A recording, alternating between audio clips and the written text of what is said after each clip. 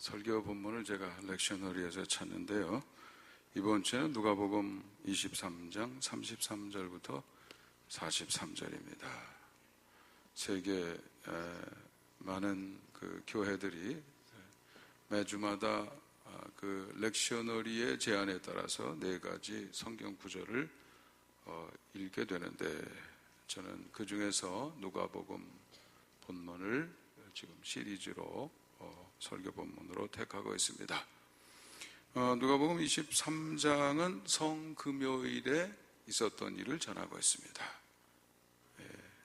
금요일이 많지만 그 중에 한 금요일이 성금요일이라고 불리는 거죠. 언제입니까? 예수님이 십자가에 달리신 것을 기념하는 순환주간의 금요일, 성금요일입니다. 다시 말해서 예수님이 십자가에 달리셨던 바로 그날의 일을 전하는 것이 누가복음 23장이다 이거죠. 1절부터 25절까지 보면 사형 선언을 받기까지 과정, 그 다음에 26절부터 49절까지는 예수님의 처형과 관련된 그런 일들, 나머지 50절부터 56절까지는 운명하시면서 장례 되시기까지 그런 내용을 다루고 있습니다. 그 중에서 우리가 33절부터 43절이니까요. 사형 언도가 내리고 예수님이 처형된 다음에 십자가 위에서 있었던 일들 중에 일부를 우리가 오늘 읽게 되는 것입니다. 설교는 개인의 어떤 사상을 전파하는 시간이 아니고 하나님의 말씀을 대언하는 시간이기 때문에 제가 물론 묵상을 해서 그 결과를 대부분 그래 말씀을 드리지만, 성경 본문을 읽으면서 제가 여러분에게 드리는 말씀이 나오기까지 과정도 함께 하는 게 좋겠다. 그래서 본문을 함께 읽고 내용을 살펴본 다음에 그 다음에 질문을 하나 던지고, 그리고 그것에 대한 답변 형식으로 제가 본문이 우리에게 주는 교훈을 여러분에게 제시하고 있습니다. 오늘도 본문에 충실한 교훈이 되기 위해서 한번 본문 말씀부터 먼저 읽어보도록 하겠습니다. 이 33절이죠. 성금요일, 십자가 위에서 어떤 일이 있었나 한번 우리 읽어보겠습니다. 십자가 주변 상황까지 해서 33절 한번 읽어봅니다. 해골이라는 곳에 이르러 거기서 예수를 십자가에 못 박고 두 행악자도 그렇게 하니 하나는 우편에 하나는 좌편에 있더라. 본문에서 2가지 사실을 알 수 있습니다. 십자가에 처형된 장소, 그 다음에 예수님이 십자가를 지셨을 때 좌우에도 2 사람이 함께 십자가형 언도를 받은 2 사람이 함께 처형이 되었었다 하는 그런 내용이죠. 장소는 해골이라 하는 곳, 골고다, 히브리어로는 골고다라고 그러죠. 혹시 그 그림이나 사진 보셨는지 모르지만 왜 골고다라고 불렸을까? 여러 가지 설명이 있는데 그 중에 하나는 그 장소를 보면 절벽에 이렇게 움푹움푹 들어간 게 꼭 멀리서 보면 해골의 모습 비슷해서 그렇게 불렸다 하는 설명도 있습니다. 여기서는 행악자라고 되어 있지만 마태복음이나 마가복음에서는 강도라고 되어 있어요. 여러분, 십자가형은 아주 극형입니다. 극형. 그래서 로마 사람들은 십자가형을 하질 않아요. 로마 사람들이 각 나라나 민족들을 지배하고 거기에서는 십자가형을 집행을 하지만 로마 사람에 대해서는 절대로 안 합니다. 극형이에요. 그러니까 그런 의미에서 십자가 처형을 받았다고 하는 그 예수님의 오른편 왼편 사람들은 극형에 처할 만한 행동을 한 사람이죠. 그래서 마태복음 마가복음에서 강도라고 그러지만 그냥 물건 뺏는 정도로는 십자가형을 받지 않습니다. 물건 뺏어도 몇 명씩 죽였다든지 이런 경우에 해당이 되겠죠. 왼편 오른편 이렇게 나눕니다만 여기서는 그냥 그렇게 누가복음에서 나누지 않고 있습니다. 2 사람이 처형을 같이 받았다는 거죠. 34절 한번 읽어봅니다. 시작. 이에 예수께서 이르시되 아버지 저들을 사하여 주옵소서. 자기들이 하는 것을 알지 못함이니이다 하시더라. 그들이 그의 옷을 나눠 제비 뽑을세. 요즘은 뭐 이런 참 좋은 기지, 옷, 천 이런 것들이 기능성 뭐 이런 다양한 것들이 싼 값으로 이 고도의 기술이 반영된 옷들이 많이 있습니다만 옛날에는 그렇지 않았습니다. 그래서 천이 귀하죠. 집에서 옛날 천 짰잖아요. 주부가 앉아가지고 날줄 지줄해서 한 줄씩 가고 또 내리고 한 줄 또 이렇게 하고 내리고 그렇게 천을 짜는 거니까 천이 귀하죠. 그래서 사용 집행을 한 다음에 죄수의 옷을 벗겨서 서로 나누어 갖는 그런 습관들이 있었다고 그래요. 지금 그래서 예수님의 옷을 제비 뽑았다는 얘기가 있고요. 가상 7원 십자가에서 7마디 말씀을 하셨다고 그러죠. 그 중에 하나가 여기 등장합니다. 아버지 저들을 사하여 주옵소서 자기들이 하는 것을 알지 못함이니이다. 그래서 예수님의 마음을 읽을 수가 있습니다. 그렇게 학대받고 억울하게 몰려서 조롱당하면서 십자가에서 돌아가시지만 마음속에는 여전히 긍휼의 마음을 가지고 계셨다 하는 것을 알 수가 있습니다. 그렇다고 해서 예수님이 그런 긍휼의 마음을 가지고 있었다고 해서 또 용서해달라고 기도했다고 해서 모르고 지은 죄라는 언급도 있지만 모르고 지었다고 해서 아니면 예수님이 그렇게 말씀하셨다고 해서 회개도 하지 않는데 용서받는다 그런 뜻은 아니에요. 용서의 원리는 따로 있는 거 여러분 아시지 않습니까? 다만 예수님이 그런 마음을 가지셨다 이것을 얘기하는 것이죠. 여기서 논리에 점프를 해서 예수님이 기도하셨으니까 모르고 한 죄는 용서를 받는다든지 예수님이 십자가에서 그렇게 말씀하셨으니까 나는 뭐 죄 중에 여전히 있어도 용서를 받을 거라든지 이런 생각을 할 수는 없겠지요. 용서가 가능하려고 그러면 잘못을 인정하고 돌이키려는 나의 결단이 있어야 되고 하나님이 그걸 받으시고 용서를 선포하는 일이 있어야 되고요. 그리고 성경에 의하면 속죄의 바탕이 있어야 되는데 그것을 위해서 예수님이 십자가에 달리셨다 이거죠. 예수님이 속죄의 피를 흘리셨기 때문에 우리의 죄가 속해질 수 있다 이런 성경 교훈을 우리가 알고 있습니다.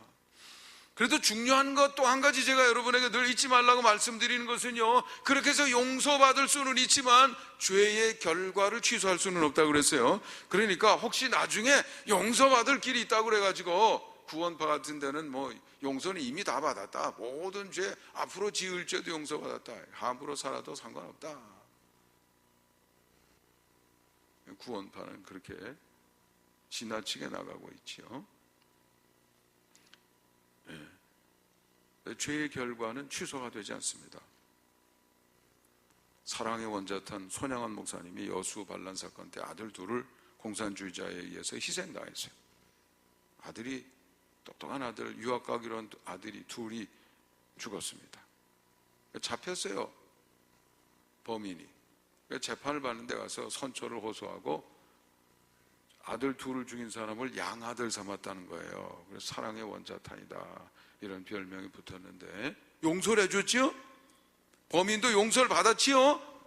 그렇지만 용서받았다고 해서 두 사람 죽인 사람이, 그 사람이 죽인 두 사람이 살아나는 게 아니에요. 한 번 만들어 놓은 결과는 영원히 그대로 있는 것입니다. 항상 행동은 잘 하려고 노력을 해야 돼요. 노력을 안 하면 결과가 꼭 남아 있어 가지고 나에게 영향을 주게 되어 있습니다. 뭐 이렇게 디스크가 생긴다든지 뭐 가면 또 수술도 하고 그러지만은 그게 하루아침에 그렇게 되는 게 아니고요. 잘못된 자세를 가지고 있을 때 그게 그런 영향이 꾸준히 계속 쌓여서 병이 되는 거거든요.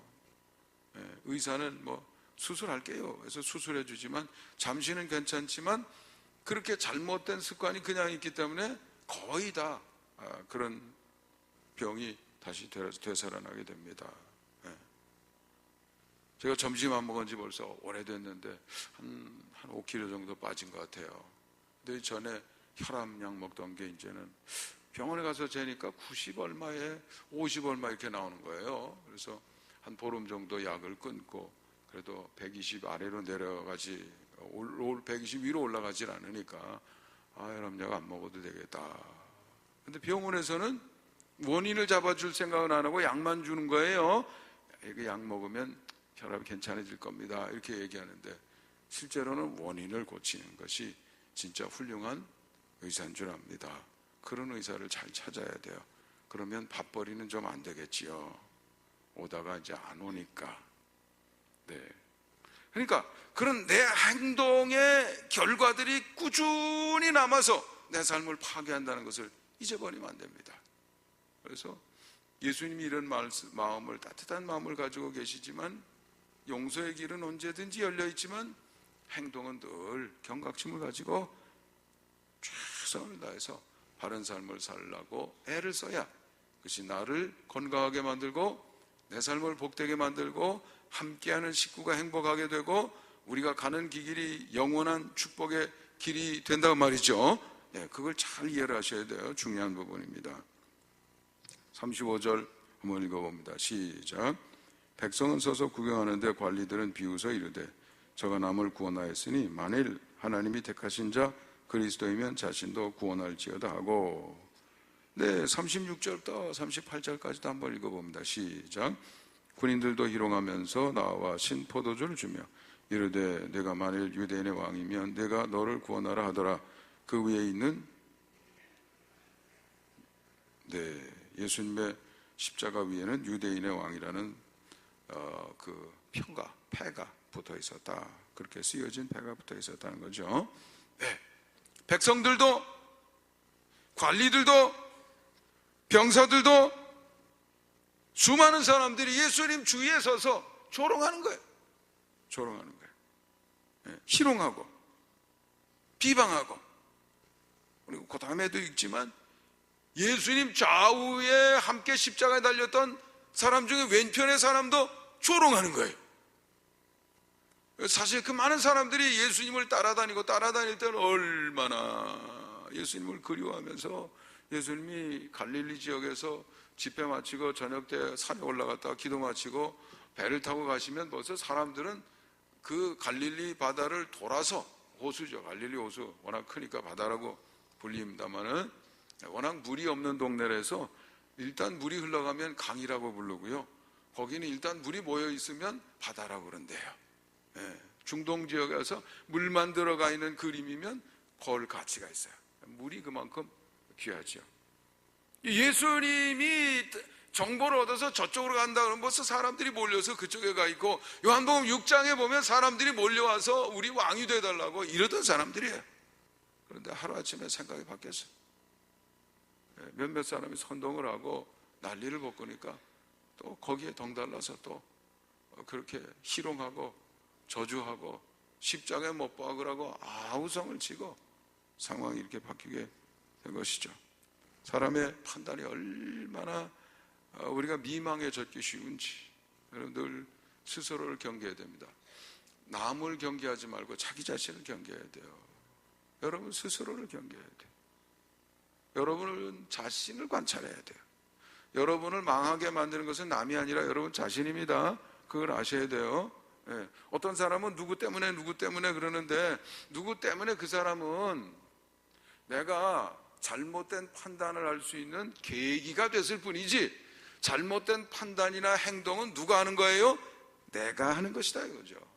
그러니까 결국 모든 것의 책임은 누구에게 있습니까? 나에게 있는 것이죠. 그러니까 하나님 앞에 가서 심판받을 때는 나가 심판받는 것이지, 너 망가뜨린 사람 누구야? 다 데려와, 이렇게는 안 하신다 이거죠. 그러니까 주변에 우리를 미혹에 빠지게 하려고 하는 게 너무나 많아요. 늘 깨어서 정신 차려 살아야 됩니다. 여러분이 눈 일어나면서 여러분 미혹하려고 그러는 게 전부입니다. 길거리 걸어가면서 뭐 간판이고 뭐 텔레비전에 나오는 그 광고며 전부 다 그런 심리학적 연구가 다 배경이 되어 있는 거예요. 예. 그래서 뭐 광고 하나도 왜 하필이면 예쁜 여자가 나와서 하냐 말이, 전혀 상관도 없는 것 같은데, 아무 관계도 없는 물건 선전하는데 왜 멋있는 남자가 나와서 하냐 이거예요. 예, 다 여러분 미혹하는 것이죠. 마트에 진열된 것 하나도 다 연구에 의해서 일정한 규칙으로 되어 있습니다. 어느 쪽으로 돌아서 어느 쪽으로 돌게 되어 있다, 그런 연구가 다 되어 있다 이거예요. 여러분이 깨어있지 않으면 여러분도 모르는 사이에 미혹을 당하게 된다 이거죠. 39절부터 41절 한번 읽어봅니다. 시작. 달린 행악자 중 하나는 비방하여 이르되 내가 그리스도가 아니냐 너와 우리를 구원하라 하되 하나는 그 사람을 꾸짖어 이르되 내가 동일한 정죄를 받고서도 하나님을 두려워하지 아니하느냐 우리는 우리가 행한 일에 상당한 보응을 받는 것이니 이에 당연하거니와 이 사람이 행한 것은 옳지 않은 것이 없느니라 하고 마지막 다 읽죠. 마지막 시작. 이르되 예수께서 당신의 나라에 임하실 때에 나를 기억하소서 하니 예수께서 이르시되 내가 진실로 내게 이르노니 오늘 내가 나와 함께 낙원에 있으리라 하시니라. 그래서요, 예수님의 양편에 있는데 마태복음하고 마가복음에는 왼편에 있는 사람이 좀 질이 나쁜 사람인 것 같아요. 하여간 십자가 처형당했다는 것은 그건 극형이기 때문에 그런 범죄를 저지른 사람이거든요. 그러면 후회하는 마음이나 자기를 반성하는 마음으로 있어야 되는데 그 위에서도 그 성격 못 버려요. 그래가지고 예수님을 내가 그리스도 맞냐?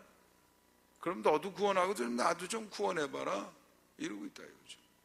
근데 오른편에 있던 사람은 예수님에 대한 제대로 된 소식을 얻은 것 같아요. 좋은 정보를 얻어야 됩니다. 좋은 정보를 얻어야 돼요. 오고 가는 정보들을 분별해서 선별할 수 있는 능력이 있어야 돼요. 그러니까 이 오른편에 있는 강도는 믿음이 생겼어요. 그 상황에서 이분은 그런 분이 아니시다 이거죠. 우리 같은 사람이 아니야. 우리는 마땅히 져야 될 십자가를 지는 것이지만 이분은 그렇지 않다. 이분에게는 아무런 잘못도 없다. 너 어찌 그렇게 행동할 수 있느냐. 마땅히 받아야 될 보응을 우리는 받는 것인데 예수님에게 고개를 돌리고 불쌍히 여겨달라고, 오늘 낙원에 이를 때에 나를 기억해달라고 예수님께서 그를 받아주셨어요. 예수님이 긍휼의 마음을 가지고 계셨지만 아무에게나 내가 오늘 나와 함께 낙원에 있을 것이다 이렇게 말씀하시는 게 아니에요. 예수님께 믿음을 고백하고 기억해달라고 요청한 사람에게 너는 오늘 나와 함께 낙원에 있을 것이다 이렇게 말씀하신 거죠. 이렇게 해서 우리는 예수님의 십자가가 죄인을 속하고 하나님의 백성의 자리로 돌아가고 영생 복락을 누리는 그 길을 여는 힘이 된다 이렇게 고백하고 있다 이거죠.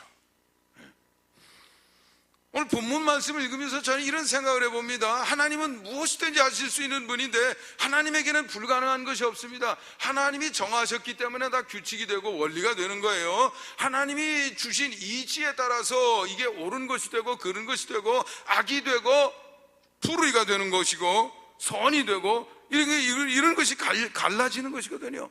하나님이 주신 이치에 따라 세상이 돌아갑니다. 세상이 아무렇게나 돌아가는 것 같아도 다 길이 있어요. 지구가 그냥 도는 게 아니에요. 우주가 그냥 도는 게 아니에요. 다 법칙이 있습니다.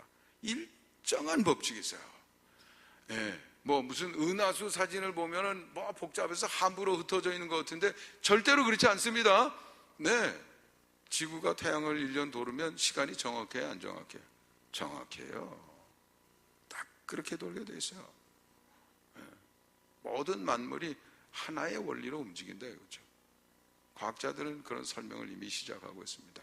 스트링 티어리라고 제가 여러분에게 소개드린 일도 있습니다만은 사람도 마찬가지입니다. 그분이 우리에게 내가 원하는 것이다 이것이다 라고 주셨기 때문에 그것이 우리에게 진리가 되는 것이고 살아야 될 도리가 되는 것이죠.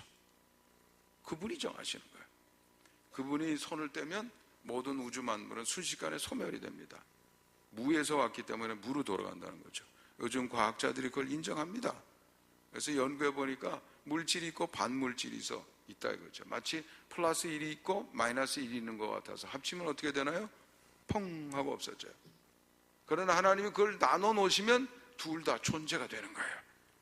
둘 다. 그게 우리 우주라 이거죠. 근데 왜 하필이면 쉽게 다 용서받아? 용서 없던 걸 하지 없던 걸 하지 이렇게 하실 수도 있으실 텐데 왜 하필이면 하나님께서 이렇게 복잡하고도 힘든 과정을 거치셨냐 이거예요. 왜? 그렇지 않습니까? 성부, 성자, 성령 삼위일체 한 분, 어떤 의미에서는 자기 자신이신데 왜 육신을 입고 이 땅에 오셨냐 이거예요. 왜 모욕을 당하시고 희롱을 당하셨냐 이거예요. 왜 십자가에 달리셨냐 그죠. 왜 마지막 피 한 방울까지 흘리시는 방법으로 속죄의 길을 여셨냐 그 말이죠. 다른 방법으로 하실 수 있으셨을 텐데 왜 그러셨을까 이거예요. 행동에는 뜻이 담겨 있는 거예요. 그래서 여러분, 범죄 프로파일러들은요, 범인을 못 잡았는데 그 사람이 남긴 자취나 행동 이런 거를 쭉 분석해보고 진단을 합니다. 아, 이 사람은 이런 성격을 가지고 이렇게 해서 이렇게 움직일 것이다. 아마도 다음 범행 장소는 그동안 있었던 2, 3년 동안 범인을 못 잡았다. 근데 범행 장소가 많잖아요. 쭉 점을 찍어놓고 남긴 자료를 분석해보면 그 사람의 마음을 읽을 수 있어요. 마음을 읽은 다음에 다음 장소는 여기입니다. 거기 가서 잠복하고 있다가 잡잖아요. 뉴스 들어봤지요? 네. 남긴 행동을 통해서 그 사람의 마음을 읽는 거거든요. 그래서 언어는 말로만 하는 게 아니라 행동을 하는 겁니다. 여러분이 행동할 때 거기에 의미가 다 담겨서 여러분이 의도하셨던 의도하지 않으셨던 남이 그걸 읽어내요. 네. 몸으로 하는 행동들이 많지요. 몸짓 언어, gesture 이렇게 얘기하지 않습니까? 예를 들어서 주먹을 쥐고 엄지손가락을 올리면 미국 사람들이 그게 뭡니까? 넘버원, 으뜸, 만족, 좋다, 찬성 뭐 이런 일이죠. 만약 거꾸로 한다 그러면 반대, 실망, 부정적인 의미를 담는 것이죠. 미국 사람들이 이렇게 하면 오케이라는 뜻입니다. 찬성한다는 뜻이라고 그래요. 근데 라틴 아메리카 사람들에게 가서 이렇게 하면 모욕의 의미가 담겨 있다고 그래요. 영이기 때문에 영이란 오케이로 읽는 게 아니라 거기서는 영으로 읽는 거죠. 그러니까 뭡니까? 가치가 없다 이런 뜻으로 거기서는 읽는다고 그래요. 만약 미국 사람들이 이렇게 하면 빅토리를 의미합니다. 영국 사람에게 이렇게 하면 모욕의 의미가 된다고 그래요. 영국의 역사 중에 프랑스하고 전쟁하다가 졌는데 프랑스 사람들이 영국 사람 군인들의 손가락을 잘라버렸다는 거예요. 그리고는 그 사람들 조롱하려고 넌 없지 이래서 그 뒤로는 모욕의 의미가 됐다 이거죠. 같은 행동도 문화권에 따라서 읽는 게 달라요. 뜻이 달라요. 우리는 사람 부를 때 얘야 이리 좀 와봐라 이리 좀 와봐 이렇게 부르는데요. 예, 미국 사람들은 어떻게 하냐면 우리는 개 부를 때 이러죠. 예, 바둑아 이럴 때 우리는 기분 나빠요. 뜻이 달라요. 그래서 여러분과 함께 제가 묻습니다. 수많은 다른 방법이 있을 텐데 왜 하나님은 이런 방법을 사용하셨을까? 하나님이 하신 이 행동 속에는 하나님께서 우리에게 주시는 의도하셨던 또는 의도하지 않으셨다고 하더라도 이 행위 속에 담겨있는 하나님의 마음이 있지 않겠느냐 그 말이죠. 그 마음이 무엇이겠느냐 이거예요. 저는 세 가지 한번 여러분하고 생각해 보려고 그래요. 첫 번째는 이걸 늘 이렇게 보는 거 아니에요. 늘 보는 거예요. 하나님의 행동을 보는 겁니다. 지금 우리가 뭐 나무 보는 게 아니에요. 하나님이 하셨던 행동의 심볼이고 이것을 볼 때마다 우리의 생각이 그리로 가라는 것이죠. 아이고 십자가 잘 만들었네. 어이구 나무도 좋은 나무 같아. 칼라도 괜찮지. 십자가가 이렇게 돼서 어떤 분은 품는 것 같아서 너무 눈물이 났어요 이러는 분도 계시는데 네.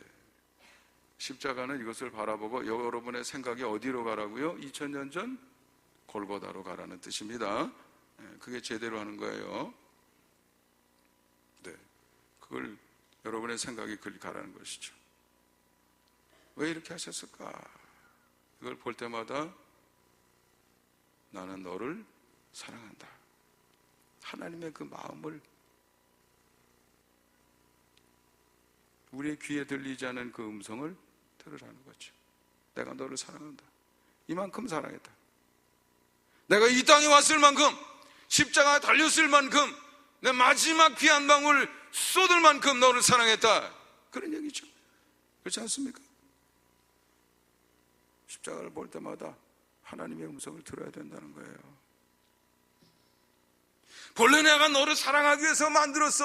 내 자녀로 만들기 삼기 위해서 만들었어. 내가 내 곁을 떠났을지라도 나는 너를 잊지 못했어. 너를 위해서 내가 다시 왔던 거야. 내가 회개하고 돌이키기 전에 이미 너를 위해서 나는 십자가를 쳤던 거야. 너를 사랑한다고 그래서 그랬던 거야. 하나님의 마음인 것이죠. 하나님의 사랑의 크기를 보여주는 거야. 적어도 이것만큼이야. 내 자신 삼위일체 그 중에 한 위이신 성자 하나님 아닙니까? 그러니 이 땅의 그 어떤 것도 그분보다 가치가 높지 않을진데 하나님의 사랑의 메시지는 뭡니까? 다른 어떤 것보다 너를 사랑한다 했죠. 이게 무슨 말씀입니까? 너희들이 이 땅에서 삶을 살아갈 때 그 가치만큼 살아야 돼. 내가 너를 위해서 십자가를 졌어. 내 가치가 그것이야. 내 인생 속에서 그 가치를 드러내야 돼. 이런 얘기가 되는 것이죠.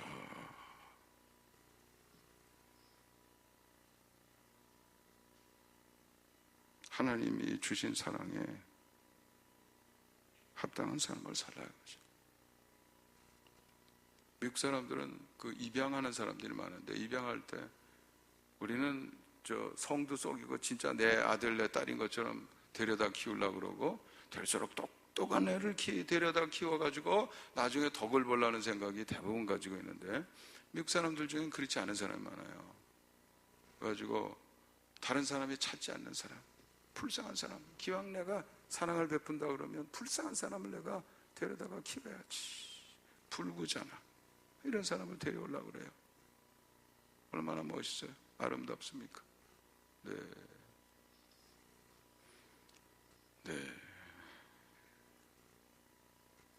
피곤하실 때는 주무셔도 돼요. 네. 어느 분이 어느 고아원에 가서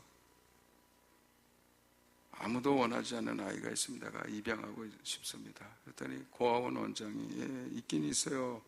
10살짜리인데 너무 보기 흉한 곱추라서 아무도 찾지 않는데 이름은 너무 좋아요. Mercy, Good Faith. 이름은 자비고 last name, 성은 훌륭한 믿음입니다. Mercy, Good Faith. 35년 후에 아이오와주 고아원 감사실에서 흥미로운 보고서를 냈는데 고아원들 다니면서 감사를 하고 조사를 해서 리포트를 쓰는데 그 중에 어느 가정, 어느 고아원 얘기죠. 그 원장이 얼마나 사랑이 넘치고 풍요로운 영혼을 가지고 있는 사람인지 수용된 아이들을 너무 잘 돌보고 자기도 거기 가서 있는 동안에 너무 그냥 거기 아주 빨려 들어갔다는 거죠. 그러다가 깜짝 놀라서 정신 차려서 생각해 보니까 빨려 들어가게 만들었던 그 사람이 모양이 곱추다예요. 곱추. 이름은 Mercy, Good Faith. 근데 여러분 오해하지 마세요. 이 이야기의 주인공은 Mercy, Good Faith가 아닙니다. 이름을 남기지 않은 그 사람. 10살 시절에 Mercy, Good Faith를 데려다가 따뜻한 사랑으로 키워서 그렇게 다른 사람이 그 사람이 곱추라고 하는 사실보다도 그 아름다운 마음에 빨려 들어갈 수 있는 사람으로 키워냈던 그 사람이 주인공이다 이거죠. 여러분은 십자가를 바라볼 때마다 하나님의 음성을 들어야 돼요. 무엇보다 너를 사랑한다. 그리고 여러분은 자신에게 항상 질문을 던져야 됩니다. 하나님의 사랑에 부끄러움 없이 살고 있는가? 스스로에게. 여러분 주머니에 작은 십자가 하나 가지고 다니세요. 만지작거리면서 그럴 때마다 주님의 음성을 들으세요. 내가 너를 사랑하고 있어. 그리고 이어서 생각하세요. 주님이 나를 이렇게 사랑해 주셨는데, 이 정도로 사랑해 주셨는데 나는 합당한 삶을 지금도 살아가고 있나?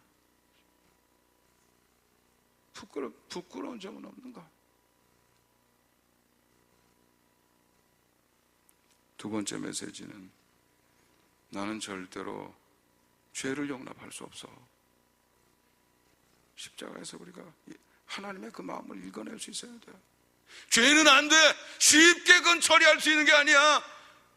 죄가 가져다주는 파괴적인 힘은 너무 강하고, 죄는 안 돼. 하나님이라고 하더라도 쉽게 그냥 대강 집어던질 수 있는 것이 아니야. 내가 지은 죄라고 하더라도 그것을 해결하기 위해서 내가 이 땅에 왔어야 됐고, 십자가를 졌어야 됐고, 모진 고난과 고통의 시간을 보내야 했고, 내 마지막 피한 무한까지 다 쏟아야만 했던 것이야. 안 돼. 죄는 안 돼. 타협하지 마. 구약시대 때는 희생제사를 드리게 돼 있었어요. 속죄를 위해서. 여러분 생각해 보세요. 여러분 구약시대 때는 속죄받기도 힘들어요. 죄 한 번 지면 소 한 마리 가져가서 죽여야 되는데 웬만큼 부자 가지고는 할 수도 없어요. 그렇지 않아요? 이거 소 아니고 양도, 양이라도 그렇지 양값이 만만해요? 죄 한 번 질 때마다 양 끌고 가서 또 죽이고 말이죠. 그거. 그러니까 그 시대 사람은 죄 질라고 그러려면 정신이 번쩍 날 것 같아요. 아이고, 소 한 마리 또 없어지는 거 아니야? 큰일 났네. 내가 정신 차려야지. 안 돼, 안 돼. 안 돼. 이럴 텐데. 오늘은 예수님이 대신 죽으셨다 그래서 너무 쉽게 생각하는 것 같아요.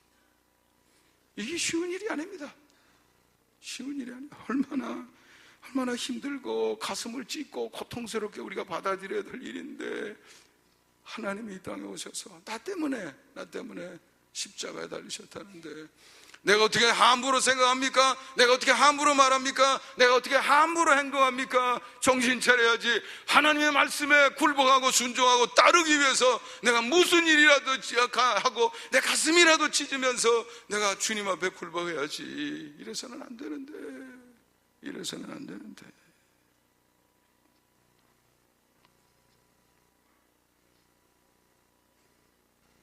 사도 바울은 갈라디아서 5장 24절에서 육체와 함께 정욕과 탐심을 십자가에 못 박는다는 얘기를 하고 있습니다. 우리도 십자가에 못 박아야 돼요. 죄가 다시 살아나지 않도록. 그래서 여러분은 십자가를 바라볼 때마다 자신에게 질문해야 됩니다. 오늘도 죄의 습관을 떼어버리기 위해서 몸부림치며 살고 있는가? 하나님의 뜻대로 사는 일에 모든 것을 걸고 있는가? 세 번째, 그리고 마지막으로 한 가지 십자가가 주는, 십자가에서 발견할 수 있는 하나님의 마음, 하나님의 생각. 세 번째입니다. 삶의 도리처럼 중요한 것이 없다. 그런 죄의 개념이 어디서 생기는 거예요? 죄의 개념이 그렇게 그것 때문에 이 땅에 오시고 그걸 해결하기 위해서 십자가에 달리셨다는데, 그 죄의 개념이 어디서 생기냐고요? 어디까지는 죄고 어디까지는 죄가 아닙니까? 그것을 정하는 것이 도리고 이치고 법도고 하나님의 명령이고 뜻이거든요. 그것에 의해서 왼쪽이 생겨나고 그것에 의해서 오른쪽이 생겨납니다. 그것에 의해서 진리가 생겨나고 그것에 의해서 비진리가 생겨납니다. 그것에 의해서 공의가 생겨나고 불의가 생겨납니다. 그것이 기준이 되는 것이다 이거죠. 하나님이 정하시는 그 이치가 만물을 움직이게 만들고 우리의 삶을 지탱하는 뼈대요 틀이다 이거죠. 이게 중요한 거예요. 우리가 신앙생활에 여러분 혹시 오해하셔서 잘못된 생각에 빠지시기 쉬운데, 여러분 기도 많이 해서 은혜를 받는다든지 복을 받는다든지 기적을 체험한다든지 이런 것은 우리 하나님으로부터 받고 또는 체험할 수 있는 너무나 소중한 것들이기는 한데, 그것이 최종의 것이 아닌 하나님이 정하신 옳고 바른 이치의 삶으로 나아가는 데 필요한 도움의 손길일 뿐이다 이거죠.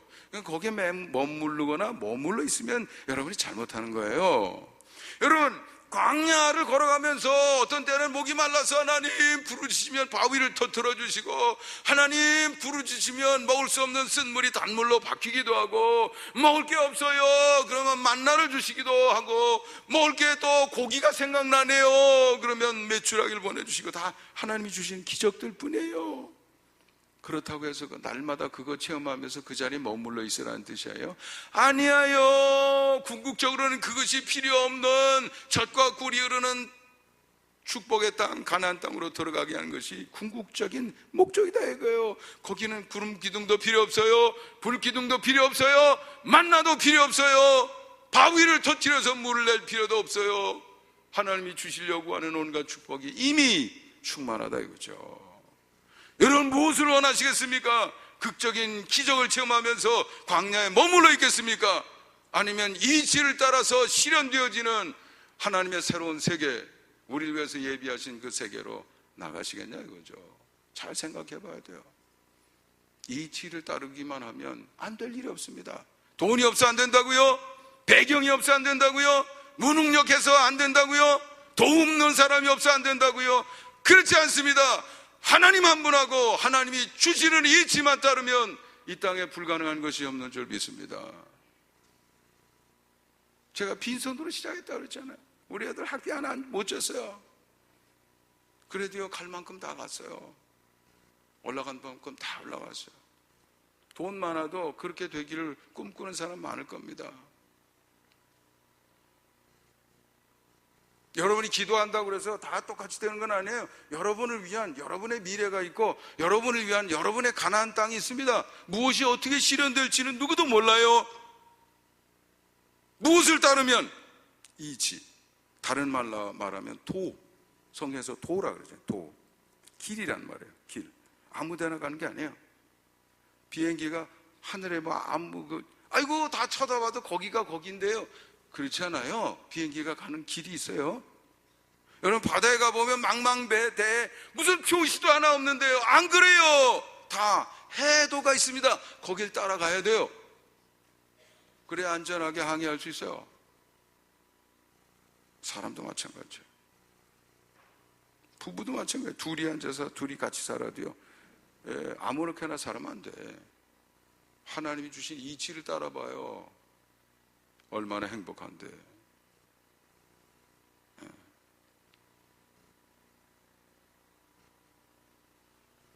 이치를 따라야 돼요. 그것이 죄와 죄 아닌 것을 구별하는 기준이다 이거죠. 죄가 심각하다 그러면 뭘 의미하냐 그죠.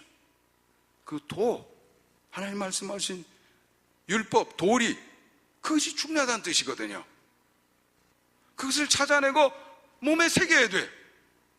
그것을 만나지 못할 때는 무한한 가능성을 잃는데 겁장이처럼 사는 거야. 기드온, 하나님의 사자가 찾아왔을 때 겁장했어. 겁장이. 에? 실패자, 꿈도 없는 사람. 그런데 하나님이 사자가 찾아왔어요. 체험을 주셨어요. 살아계신 하나님을 보여줬어요. 하나님과 소통하고 대화하기 시작했어요. 그게 첫 번째 스텝입니다. 하나님이 여러분 눈을 가득 채워야 돼. 하나님이 여러분 마음속에, 여러분 눈을 뜨면 하나님이 보여야 돼요. 가득 채워야 돼. 하나님께서 하시는 말씀이 들리기 시작하고 느낌이 와야 돼. 감동이 구분이 될 수 있어야 돼요. 사람의 소리인지 사탄의 소리인지 하나님의 음성인지 구분이 될 수 있어야 돼요. 그게 첫 번째입니다. 두 번째는요, 마음에 새겨져야 돼요. 그렇게 기드온 찾아와서 하나님이 너 용사다 사자가 얘기하고 재물을 갖다 놔서 지팡이 되니까 불이 바위에서 확 나와가지고 태워서 갔다는데, 그래도 안 돼요. 그래도 안 돼. 마음에 반복되는 체험을 통해서 새겨져야 돼요. 그러니까 이렇게도 해서 응답 받아보고 저렇게도 해서 응답 받아보고, 그게 축적이 되니까 마음이 달라지게 되는 거예요. 마음에 새겨져야 돼요. 여러분 마음에 가득한 게 나옵니다. 마음에 가득한 게 나와요. 여러분이 지금 사는 것은 여러분이 과거에 쌓아놓은 것이 지금 여러분을 움직이는 겁니다. 여러분의 판단, 말, 언행, 행동, 이것은 여러분 속에 있는 것이 나오는 거예요. 그러니까 그걸 바꾸려고 그러면 다른 방법이 없어요. 그래서 마음을 마음속에 새겨야 돼. 하나님의 말씀을. 시편 1편에 복 있는 사람은 어떻다고 그래서 여호와의 율법을 주야로 묵상한다. 왜 그래요? 율법이 이치거든요. 주야로 묵상하는 것은 자꾸 그 과정을 통해서 내 마음에 이치가 새겨지는 거예요. 그 다음에 눈 떠가지고 행동하려고 그러면 저절로 그 이치가 반영이 되면서 분별이 되고 할 일이 보이고 하나님의 음성이 들리고 이렇게 움직여지게 되는 거죠. 이게 핵심인데, 여러분, 신앙생활의 핵심인데. 그런데 우리는 지금 빗나간 신앙생활을 하고 있어요. 부르짖어서 뭘 받으면 되는 걸로 생각하고 있어요. 달라지진 않고, 마치 사울왕처럼 하나님 앞에 나가서 제사 드리기만 하면 뭐 이 일이 해결될 것처럼. 그래서 사무엘이 오기도 전에 제사 드리고 싶은 욕망에 자기가 드렸다가 어떻게 됐습니까? 순종이 제사보다 낫다. 하나님이 너 이제 잘랐다. 하나님의 심판이 선고가 됐어. 우리가 꼭 그 모양이에요. 기도해도 하나님 앞에 서기 위해서 기도하는 게 아니라 내 소망 이루기 위한 기도예요. 내가 중심이에요. 찬송을 해도 내가 감동을 받고 내가 뭘 받아야 나로 주인공이 바뀌었어요. 하나님이 주인공이 되셔야 되는데, 하나님의 말씀 들을 때도 무슨 말씀이든지 저 주세요, 내가 들을게요, 이렇게 되는데 내가 원하는 말씀이 있어요.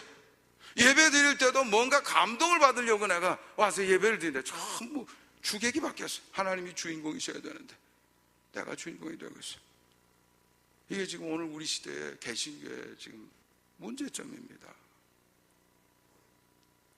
그러니까 교회들마다 신음소리가 나고 문제가 많은 것이죠. 미국 크리스천 포스트의 칼럼니스트이고 웨스트 사이드 크리스천 펠로십 처치 교회의 담임 목사인 세인 아이들만 목사의 기고문을 제가 지난주에 읽어본 일이 있습니다. 제목이 뭐냐면 목회자들이 당장 그만두어야 될 5가지. 그래서 첫 번째, 복음에 물 타지 말라요. 복음에, 하나님의 말씀에 물을 타서 사람들이 좋아하는 걸로 자꾸 컬러도 바꾸고 맛도 이렇게 달콤하게 자꾸 만든다 이거죠. 마음을 상하게 하지 않기 위해서, 또 많은 성도들을 얻기 위해서 종종 복음에 물을 탄다는 것이다. 설교에서 심판에 대해 결코 언급하지 않으며 회개에 대한 내용은 거의 찾아볼 수 없다. 사람들의 마음을 상하게 하지 않는 교회를 만들고 싶어 한다. 여러분, 성경을 읽으면서 내가 만일 그 성경 이야기 그 장소에 있었다고 하면 내가 그 말씀을 들을 수 있을까? 편한 말씀이 이렇게 많지 않아요. 그걸 들을 수 있어야 돼요. 두 번째로, 격려에만 더 이상 초점을 두지 말라. 우리 모두는 격려가 필요하다. 그러나 대부분 사람들이 좌절감을 느끼는 것은 회개에 대해 듣지 않기 때문이다. 회개를 통해 우리는 주님 앞에 새로움을 받을 수 있다. 진실로 사람을 돕고자 한다면 우리는 기쁨의 소식뿐만 아니라 듣고 싶어 하지 않는 진리 역시 전해야 된다. 5번째 하나만 더 소개하죠. 설교 주제가 성도들의 마음을 언짢게 할지에 대해 그만 염려하라. 목회자는 이번 주 설교 주제가 성도들의 마음을 언짢게 하지 않을까라는 염려보다는 나의 침묵이 하나님을 화나게 하시지는 않을까에 대해서 질문해야 된다. 정리합니다. 하나님은 십자가 메시지, 내가 너를 사랑한다. 죄는 아니야. 절대로 안 돼.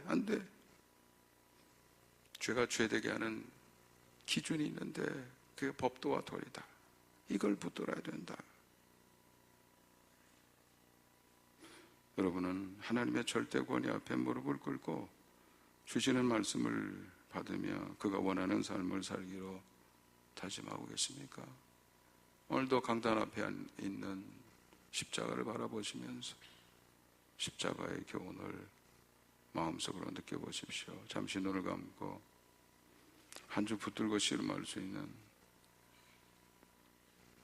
화도를 정해보시기 바랍니다.